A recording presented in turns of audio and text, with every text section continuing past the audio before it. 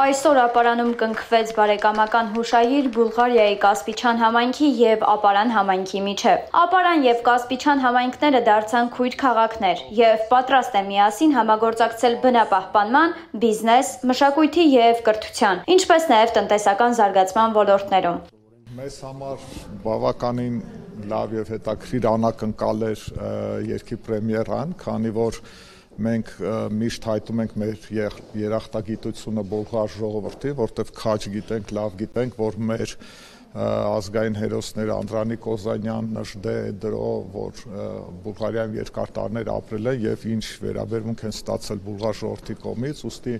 մեր համար բավականին մեծ անակնկալ էր, որի համար շատ շնորհակալություն ենք հայտնում մեր գործարար Կարեն Ալեքսանյան և մեր գործընկեր Զլատին Սինկովին, шնորհակալություն. Срещите, които сме имали с кмета и заместник кмета на община Апаран, ние само можем да спечелим с нашето сътрудничество и да вземаме опит от тях за развитие на туризъм и за екология.